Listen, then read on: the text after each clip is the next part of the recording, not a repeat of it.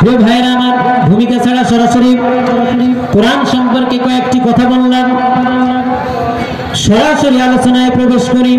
আমি আপনাদের সামনে সূরাতুল মায়েদার 67 নম্বর আয়াতে কারিমা তেলাওয়াত করেছি। আল্লাহ তাআলা বলেন, ইয়া আইয়ুহার রাসূল বাল্লিগ মা উনজিলা ইলাইকা মির রাব্বিক ওয়া ইন লাম তাফআল ফামা বাল্লাগতা রিসালাতা।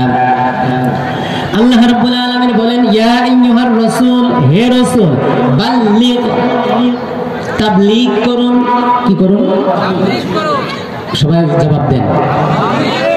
তাহলে তাবলীগ করতে বলছে কে? আল্লাহ বলছে, ইয়া আইয়ুহার রাসূল, হে রাসূল, বাল্লিগ, আপনি তাবলীগ করুন মা উনজিলা ইলাইকা মির রাব্বিক। তাহলে বুঝা গেল তাবলীগ করাটা হলো কি? ফরজ। তাবলীগ করা কি?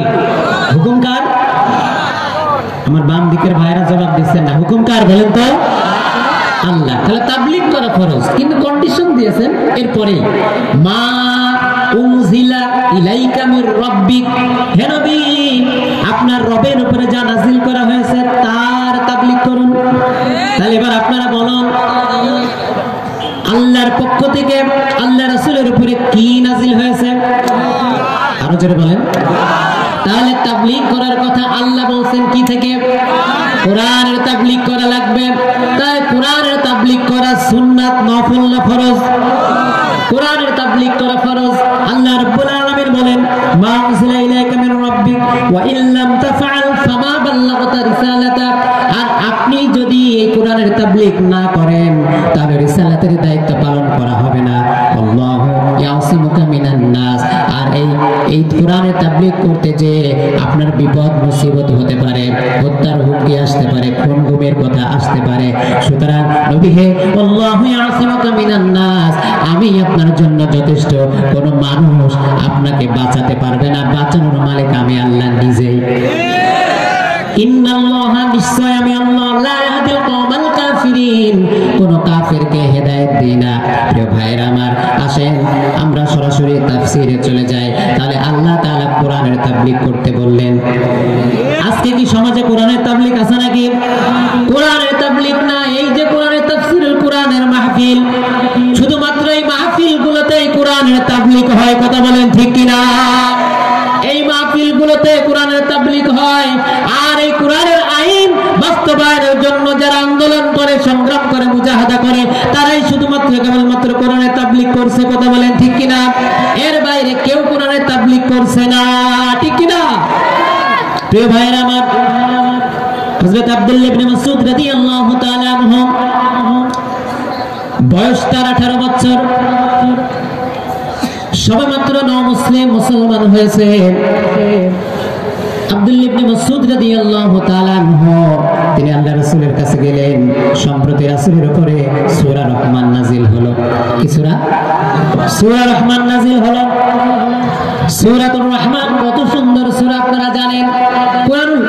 কোরআনুল কারীমের সব সূরাই তো কত সুন্দর করে আল্লাহ তাআলা নাজিল করেছেন, কিন্তু সূরাতুর রহমানটা পড়লে শুধু মনই বলে যে শুধু পড়ি পড়ি পড়ি। কথা বলেন ঠিক কিনা?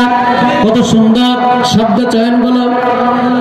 আর রহমানু আল্লামাল কুরআন খালাকাল ইনসান।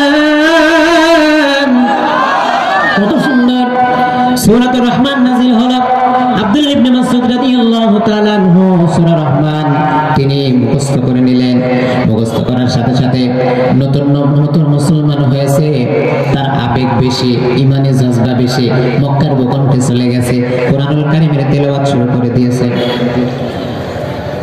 তার কোরআনুল কারীমের তেলাওয়াত শোনার জন্য চতুর্দিক থেকে মক্কার কাফেররা, মুশরিকরা একত্রিত হওয়া শুরু করেছে। এমন সময় ওই সময়ের টেররিস্ট, ওই সময়ের গুন্ডা ওয়ালিদ বিন মুগীরা, এই ওয়ালিদ বিন মুগীরা সে ওই জায়গায় এসে দেখছে যে সকল মানুষ ঘিরে ধরে আব্দুল্লাহ ইবনে মাসউদ রাদিয়াল্লাহু তাআলা কোরআনুল কারীম তেলাওয়াত শুনতেছে। ওই দৃশ্য দেখে সাথে সাথেই চোখ কপালে উঠে গেছে, দৌড় দিয়েছে। দৌড় দিয়ে যাওয়ার পরে দারুন নাদওয়ায়, আবু জেহেলের কেন্দ্রীয় কার্যালয়, আবু জেহেলের কেন্দ্রীয় কার্যালয় হলো দারুন নাদওয়া, ওই দারুন নাদওয়ায় চলে গেছে। যার পরে দেখতেছে আবু জেহেল পায়ের উপরে পা তুলে হুইকো খাচ্ছে। কি খাচ্ছে? হুকো খাচ্ছে। এরকম নেতা আছে না নাই? আরো জোরে বলেন, আছে না না? নেতা যাকে মানেন আপনি বিড়ি খোর, মদ খোর, কথা বলেন ঠিক কিনা? প্রিয় ভাইরা আমার, এইরকম নেতার পেছনে দৌড়াইয়া লাভ নাই। নেতা এমন হতে হবে যেই নেতা নিজে 5 ওয়াক্ত নামাজ পড়বে, তোমাকেও নামাজ পড়ার কথা বলবে। কারণ কি, নেতা যদি তোমার ভালো না হয় তাহলে কিন্তু দুনিয়াও বরবাদ, আখিরাতও বরবাদ। কারণ এই জায়গায় একটু কথা বলি, তারপরে সামনে বাড়াবো, যেহেতু নেতার ব্যাপারে আসলে কিছু কথা বলা দরকার আছে না নাই? কারণ যুবকেরা ভুল পথে আগাচ্ছে, যুবকদেরকে অবশ্যই সঠিক পথটা দেখানোর দায়িত্ব আমাদের, ঠিক কিনা? প্রিয় ভাইরা আমার, নেতা কেমন হতে হবে? নইলে দুনিয়া আখিরাতও ধ্বংস হয়ে যাবে। কারণ কি? কারণ আপনারা জানেন, যার সাথে যার উঠা বসা, তার সাথে তার হাসর নাসর, কথা বলেন ঠিক না? আপনি যার সাথে উঠা বসা করছেন তার সাথে তো আপনার কিয়ামত হবে। আপনার সম্পর্ক যদি একজন আলেমের সঙ্গে হয় তাহলে সেই আলেমের সঙ্গে আপনার হাসর নাসর হবে। আর একজন সিটার, বাটপার, এই ধরনের মানুষের সাথে যদি আপনার সম্পর্ক হয় তার সাথে আপনার হাসর নাসর হবে। আর আল্লাহ তাআলা এই কথাটা সুন্দর করে বলে দিয়েছেন, ইয়াউমা নাদউ কুল্লু নাসিন বিইমামিহিম। আমার আল্লাহ রাব্বুল আলামিন বলে দিলেন, কিয়ামতের দিন মুসিবতের সময় দুনিয়াতে যারা যাদেরকে নেতা মানত, ওই কর্মীরা, ওই নেতারা একসাথে তারা উঠবে। কথা কার? প্রিয় ভাইরা আমার, আপনি যে নেতাকে মানেন, আপনি জানেন আমার নেতার চরিত্র ফুলের মতো পবিত্র। যতই মুখ দিয়া বলি না কেন, আসলে ফুলের মতো পবিত্র নাই। কথা বলেন ঠিক কিনা? তার দ্বারা সব কিছু সম্ভব। খুন হওয়া সম্ভব, গুম হওয়া সম্ভব, ধর্ষণ সম্ভব, দুর্নীতি সম্ভব, সব কিছু তার দ্বারা সম্ভব। এবার আপনি বলেন, তাকে আপনি নেতা মানছেন দুনিয়ার সামান্য অর্থের জন্য, লোভ লালসার জন্য। কিয়ামতের দিন মুসিবতের সময় আপনি তাকায় দেখছেন, ওরে বাবা রে, এ কোন নেতা গো? এ যে আমাদের নেতা হাসিনা।